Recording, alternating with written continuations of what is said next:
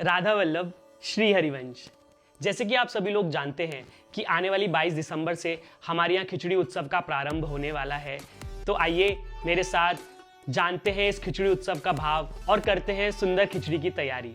खिचड़ी उत्सव में श्रीजी और ठाकुर जी की बैठक भी बदल जाती है। आइए मेरे साथ प्रिया कुंज में चलते हैं और सुंदर श्रीजी और ठाकुर जी के कुंज की तैयारी करते हैं।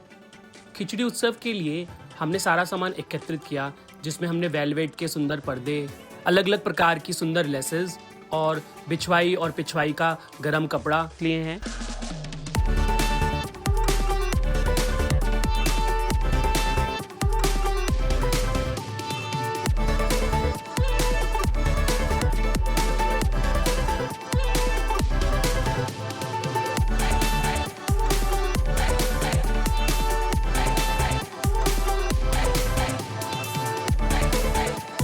आइए अब हम पिछवाई सेट करते हैं।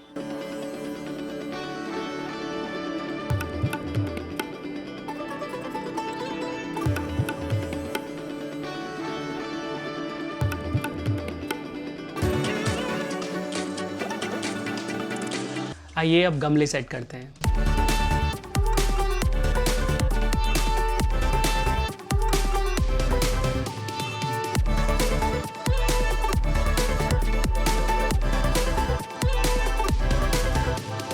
श्रीजी और ठाकुर जी का कुंज बनकर तैयार है। आइए इस सुंदर कुंज के हम लोग दर्शन करते हैं।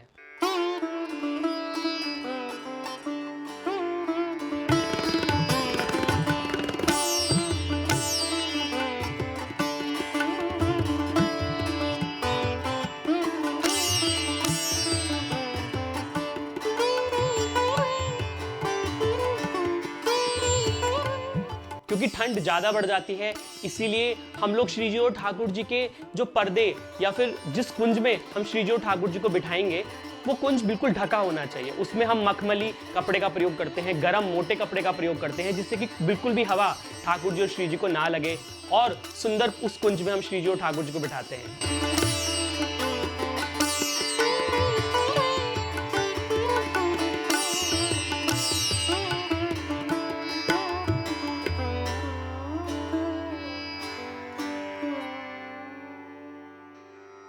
सखियां श्रीजी और ठाकुर जी को खिचड़ी पवाती भी हैं, श्रीजी और ठाकुर जी को खिचड़ी पहनाती भी हैं और श्रीजी और ठाकुर जी को खिचड़ी सुनाती भी हैं। सर्दियों के समय सखियां श्रीजी और ठाकुर जी को जल्दी शयन करा देती हैं और आराम से उठाती हैं, क्योंकि ये समय बहुत ही लंबा हो जाता है।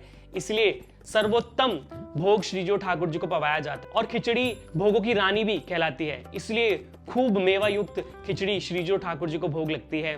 जैसे कि मैंने पहली वीडियो में खिचड़ी की रेसिपी आप लोगों को बताई, उसको दोबारा देखने के लिए आप ऊपर दिए गए आई बटन लिंक पर क्लिक कर खिचड़ी की रेसिपी देख सकते हैं। खिचड़ी बनाने की प्रक्रिया सुबह 3 बजे से ही चालू हो जाती है। हम सुंदर खिचड़ी श्रीजी और ठाकुर जी के लिए बनाते हैं।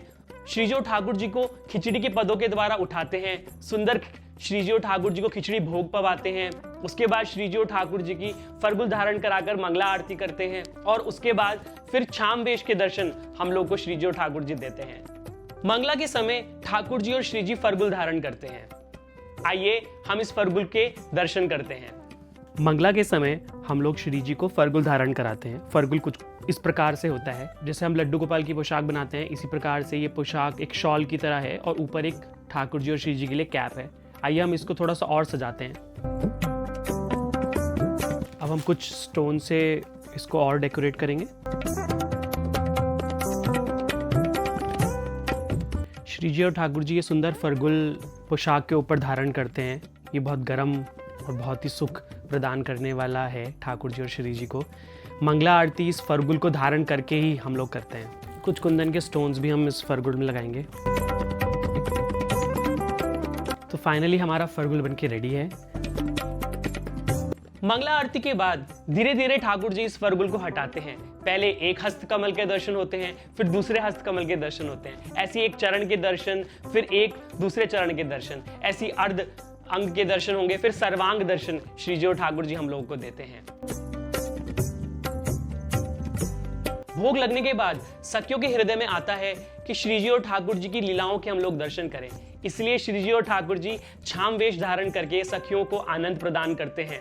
इस छामवेश में कभी ठाकुर जी चूड़ी बेचने वाली मनहारन बन जाते हैं, कभी तोता मैना बेचने वाली सखी बन जाते हैं और कभी आभूषण बेचने वाली सखी बन जाते हैं। और भी बहुत सुंदर सुंदर लीलाएं हैं, जैसे कि एकादशी वाले दिन ठाकुर जी बाके बिहारी बन जाते हैं, हरिदास जी बनकर भी हम लोग को सुंदर दर्शन देते हैं। चौदस के दिन राधा वल्लभ लाल जी भोले बाबा बन जाते हैं, गले में सर्प की माला, सुंदर जटाएं और जटाओं से निकलती हुई गंगा। ऐसे सुंदर दर्शन राधा वल्लभ लाल जी केवल खिचड़ी उत्सव में देते हैं। इसी खिचड़ी उत्सव में राधा वल्लभ लाल जी एक दिन दाऊ जी भी बन जाते हैं और उस दिन राधा वल्लभ लाल जी में भांग का भोग हमारे राधा वल्लभ लाल जी को लगता है, भांग के लड्डू, भांग का दूध और वही प्रसाद सब ब्रजवासी पाते हैं। और शुक्ल पक्ष पड़वा को ठाकुर जी युगल दर्शन देते हैं, जिसमें कि आधा अंग ठाकुर जी पीतांबर धारण करते हैं और आधा अंग ठाकुर जी नीलांबर धारण करते हैं। ये सुंदर छामवेश के दर्शन हमें खिचड़ी उत्सव में ही होते हैं। इस खिचड़ी उत्सव में दिवाली उत्सव, पाठ उत्सव और अन्य प्रकार की सुंदर सुंदर लीलाओं के भी राधा वल्लभ लाल जी दर्शन देते हैं। छामवेश दर्शन के बाद श्री जी और ठाकुर जी इस प्रकार से सुंदर ताज धारण करते हैं। आइए इस ताज को हम घर में ही बनाते हैं। ताज बनाने के लिए मैंने ये बुकरम ली है और बुकरम के ऊपर मैंने ये वैक्स पेपर लिया है, थोड़ा सा वेलवेट लिया है, कुछ स्टोन्स लिए हैं, जरदोजी और कुछ मैंने स्टोन्स की माला ली है। आइए हम इसको बनाते हैं। सबसे पहले हम इसको इस पे पेस्ट करेंगे। पेस्ट करने के बाद हम इसको गोल आकार देंगे। इसका साइज मैंने पहले ही नाप लिया था। ठाकुर जी और श्री जी के सिर के साइज के हिसाब से हम लोग ये गोल सर्कल लेंगे। अब हम इसको पेस्ट करेंगे तो ये इस तरीके से ताज की शेप ले लेगा। पेस्टिंग थोड़ा मजबूत हो जाए इसलिए मैंने इसमें स्टेपल भी कर दिया है। देखिए अब ये कहीं भी ये नहीं जाएगा। अब हम क्या करेंगे, आगे से हम कुछ पीसेस इस तरीके से काट लेंगे लंबे लंबे। अब देखिए हम इस पीसेस को लगा कर देखेंगे और इसको एक के ऊपर एक पेस्ट करते चले जाएंगे। देखिए ये हल्की सी ताज की शेप आ गई है। अब इसके ऊपर हम फैब्रिक चिपकाएंगे। एक्स्ट्रा फैब्रिक को हम काट देंगे। फैब्रिक को हम थोड़ा अंदर भी लेंगे, जिससे कि ठाकुर जी और श्री जी जब इसको धारण करें तो उनको बहुत सॉफ्टनेस फील हो। ऊपर से हम लोग इस तरीके से इसकी चोटी बना देंगे। देखिए कुछ हद तक इसने ताज की शेप ले लिया। अभी हम इसको डेकोरेट करेंगे। सबसे पहले हम इसको जरदोजी को चिपकाएंगे। अब ये मोतियों की स्टोन की लड़ी है। ताज की और सुंदर शेप देने के लिए हम लोग लंबी लंबी जरदोजी भी लगाएंगे इस तरीके से। सबसे पहले हम इसको काट लेंगे जरदोजी को, इसके नाप की से 3 पार्ट्स में इसको मैं काट लेता हूँ। और ऐसे ही हम इसकी भी नाप लेके काट लेंगे। इसमें थोड़े से स्टोन्स और लगाएंगे जिससे कि इसका लुक और ज़्यादा अच्छा आ जाए। तो श्री जी और ठाकुर जी के लिए देखिए सुंदर ताज बन के तैयार है। श्री जी और ठाकुर जी इस ताज को खिचड़ी उत्सव वाले दिन धारण करेंगे। उसके दर्शन आपको नेक्स्ट वीडियो में मिलेंगे। छामवेश में ठाकुर जी भोले बाबा बनते हैं। उसके लिए मैंने पोशाक, उनकी जटाएं और रुद्राक्ष की माला को एकत्रित किया। छामवेश की तैयारी के लिए मैंने ये सारे सामान एकत्रित किए हैं और आप सभी लोग भी इस छामवेश की तैयारी अभी से करना शुरू कर दें, जिससे कि खिचड़ी उत्सव में अलग अलग दिन आप लोग श्री जी और ठाकुर जी को अलग अलग छामवेश बनाएं। तो आप लोग भी इस खिचड़ी उत्सव में खूब आनंद श्री जी और ठाकुर जी के इन छामवेशों का लें। मैं प्रयास करूंगा कि नेक्स्ट वीडियो में मैं आपको सारे छामवेश के दर्शन करा पाऊं और आगे आने वाली वीडियोस में भी जो दर्शन रह जाएंगे वो मैं कवर करूंगा। खिचड़ी उत्सव में खिचड़ी के पद भी गायन होते हैं। ये खिचड़ी के पद आप लोगों को अष्टयाम सेवा पद्धति की पुस्तक में खिचड़ी उत्सव श्रृंखला में आपको खिचड़ी उत्सव के पद मिल जाएंगे। खिचड़ी उत्सव 22 दिसंबर से शुरू होकर और 21 जनवरी को श्री जी और ठाकुर जी को मोहन भोग लगकर मोहन भोग के पद सुनाकर इसका विश्राम होगा।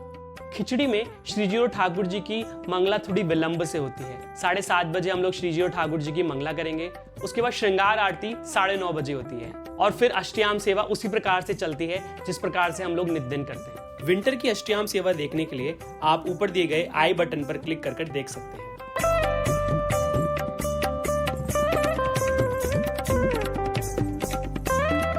मैं आशा करता हूं कि इस वीडियो के माध्यम से आपको खिचड़ी उत्सव की बहुत सारी जानकारी मिली होगी और प्लीज आप कमेंट करके मुझे बताएं कि आप लोग खिचड़ी उत्सव में और क्या क्या करते हैं और मुझे बताएं कि आपने खिचड़ी उत्सव किस प्रकार से मनाया। और इसी प्रकार से मेरे साथ जुड़े रहें और खूब उत्सवों का आनंद लें। राधा वल्लभ, श्री हरिवंश।